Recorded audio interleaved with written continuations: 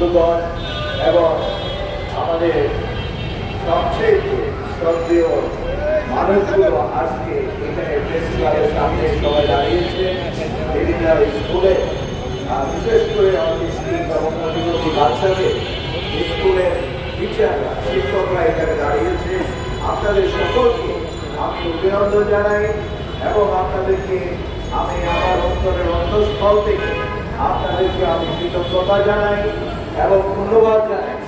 এবং আপনাদের যে এই মহতি আপনাদের আন্দোলন আপনারা চালিয়ে যাচ্ছে, এটি একটি আমি বলবো এটি একটি বিশেষ আন্দোলন আপনারা করছেন।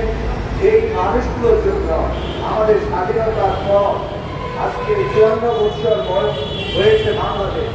এই 54 বছর সময়ের মধ্যে বাংলাদেশের প্রতিবন্ধী ব্যক্তিদের নিয়ে এইভাবে কোনো ভাবনা, এইভাবে 15 দিন ব্যাপী কোনো আন্দোলন, কোনো বিশেষ বিষয়ের উপরে প্রতিবন্ধীদের নিয়ে আর হয়নি। এটি অত্যন্ত দুঃখজনক এবং আমি এই জন্য আমি এই দেশের একজন নাগরিক হিসাবে, একজন প্রতিবন্ধী নাগরিক হিসাবে, প্রতিবন্ধী মানুষদের নিয়ে কাজ করি 34 বছর, সেই অভিজ্ঞতা থেকে আমি আজকে আপনাদের এখানে আমি খুবই লজ্জিত বাংলাদেশের একজন নাগরিক হিসাবে যে আপনাদের মতো এই শিক্ষকগুলো আপনারা আজকে দীর্ঘদিন এখানে আপনারা রাস্তায় দাঁড়িয়ে আছেন।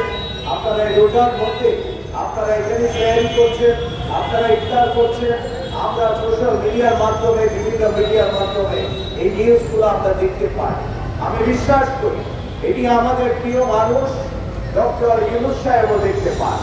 উনি না দেখতে পারলেও ওনার সহকর্মী, ওনার সাথী, ওনার সঙ্গ সাথী যারা আছেন তারা দেখতে পান, তার উপদেষ্টা দেখতে পান।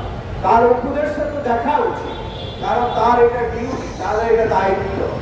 এবং আমি মনে করি সমাজ প্রধানের উপদেষ্টা যিনি আছেন তিনি একজন অধিকারমুখী নারী, কিন্তু আমি অবাক করছি তিনি কি করে অধিকারের কথা বলেন যেখানে ওনারই অধীনস্থ শিক্ষকগুলো এবং শিক্ষা প্রতিষ্ঠানগুলো, মানুষগুলো আজকে প্রেস ক্লাবের এখানে দাঁড়িয়ে আছে।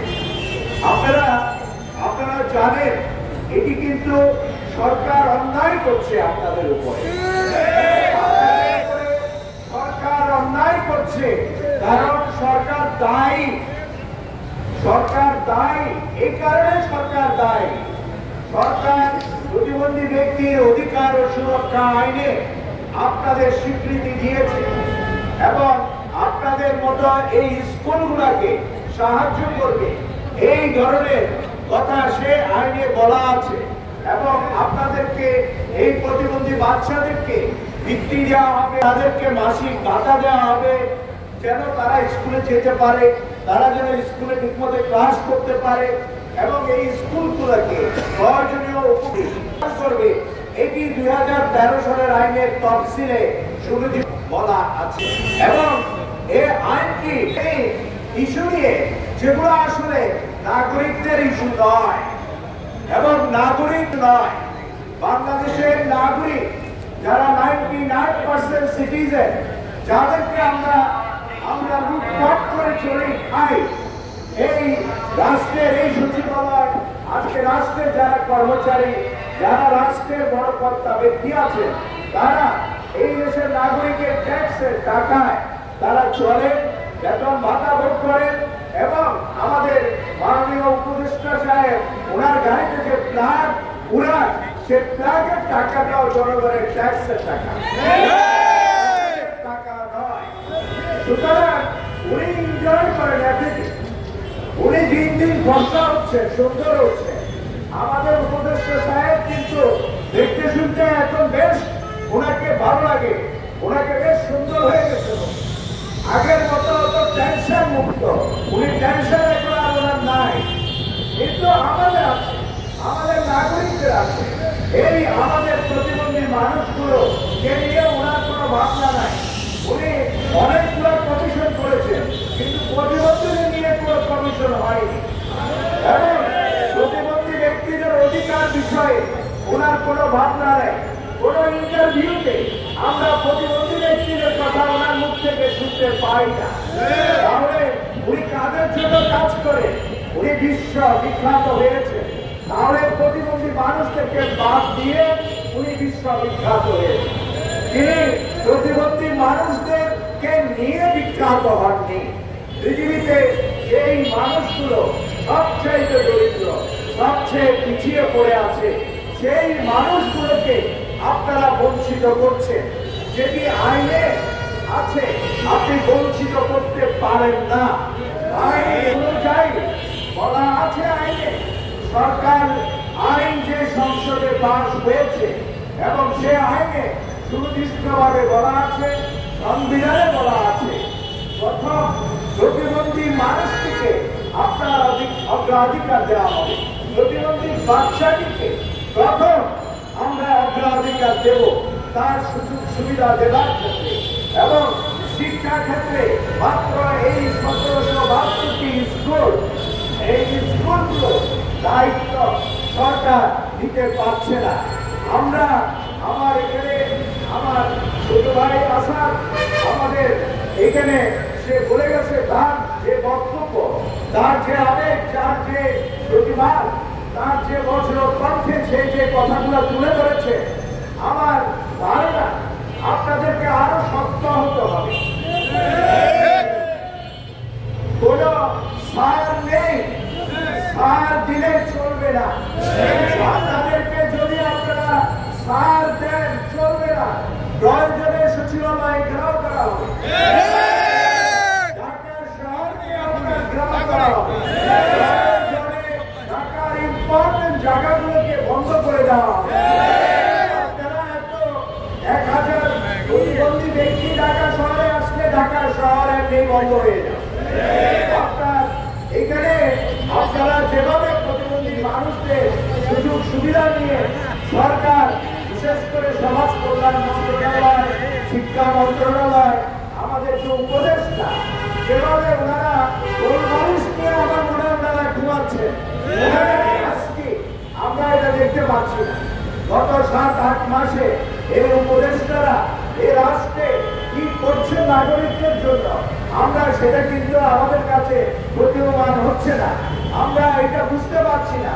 What they done for this nation, এটা আমরা এখনো উপলব্ধি করতে পারছি না। আমাদের নাগরিকদের যে কাজ করে, আমরা আমাদের মনের মধ্যে এখনো এই উপলব্ধি আসেনি যে তারা দায়িত্বশীল ভূমিকা পালন করছে। আপনাদেরকে আমরা এইখানে বলবো, আপনারা অতি দ্রুত এই 1772টি স্কুলের অধিকার মূলক এই কর্মসূচি অনুযায়ী তাদের 5 দফা দাবি আপনারা অতি দ্রুত মেনে নিন এবং ওদের সাথে বসুন, আমাদের সাথে বসে আমাদের এই সমস্যাগুলোকে অতি দ্রুত আপনারা সমাধান করুন। অন্যথায় এর চেয়ে বড় আন্দোলন কিন্তু হবে। আমরা দেখেছি জুলাইয়ের আন্দোলন ওই কিন্তু ওই ছাত্ররা করেনি, শুধু এই জুলাইয়ের আন্দোলন এই দেশের নাগরিকরা করেছে। প্রতিবন্ধী মানুষরা সেখানে জুলাই আগস্টের আন্দোলনে অংশগ্রহণ করেছে, আমরা আন্দোলন করেছি এবং আমাদেরও প্রচুর মানুষ ক্ষতিগ্রস্ত হয়েছে। সুতরাং আপনারা ভাববেন না আমরা এইখানেই শেষ করব। আপনারা যদি এই দাবি না মেনে নেন, আপনারা আরো বড় দাবি আসবে, তখন আপনাদের কিন্তু সেটা আপনাদেরকে পদ হারাতে হবে, চাকরিও হারাতে হবে। তখন শুধু দাবি কিন্তু আপনাদেরকে দিয়ে মেটানো হবে না। সুতরাং আপনাদেরকে আমি বলবো, আপনারা সময় আছে, আপনারা এদেরকে এই স্কুলের টিচার যারা শিক্ষক এখানে আসছেন তাদেরকে আর কষ্ট দিবেন না। আপনারা তাদের 5 দফা দাবি মেনে নেন, তাদের এই স্কুলগুলা তারা যেন স্কুলে ফিরে যেতে পারে, স্কুলে গিয়ে তাদের এই ছোট ছোট বাচ্চা, অটিস্টিক প্রতিবন্ধী শিশু, প্রতিবন্ধী বাচ্চাদেরকে তারা যেন সেবা দিতে পারে, তাদের শিক্ষা দিতে পারে, তাদেরকে সেই সুযোগ করে দেন। এবং এর যে নেতৃত্বে আছে যারা আমাদের, যারা এখানে লোকজন আছে, আমাদের এখানে ইলিয়াস আছে, আছাদ আছে, আমাদের আরো অনেক লোকজন যারা আছে, এদের সাথে বসে এই সমস্যা আপনারা সমাধান করুন। অন্যথায় আপনাদের এই দাবি যদি আপনারা মেনে না আনেন, তাহলে এর চেয়ে বড় আন্দোলন হবে। তখন আপনাদেরকে আরো বড় আন্দোলন সামাল দিতে হবে, আপনাদেরকে আরো বেশি, আপনাদেরকে অনেক দাবি তখন আপনাদের সামনে আসবে। এই যে বিষয়টি, এটি একটি মানবিক বিষয়, এবং আমি জানি না কি করে সরকার বাহাদুর এখনো এটি নিয়ে ওনারা বসে আছে, ওনারা ঘুমাচ্ছে।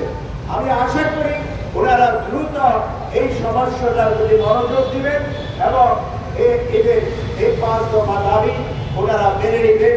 এই আহ্বান রেখে আপনাদের সকলকে আমি আবারও কৃতজ্ঞতা জানাই প্রতিবন্ধী মানুষদের পক্ষ থেকে, এবং আপনাদের সকলের এই আন্তরিক উদ্যোগের সাথে আমি থাকবো, আমি আছি, এবং আমার সমর্থন সবসময় আপনাদের প্রতি আছে, থাকবে।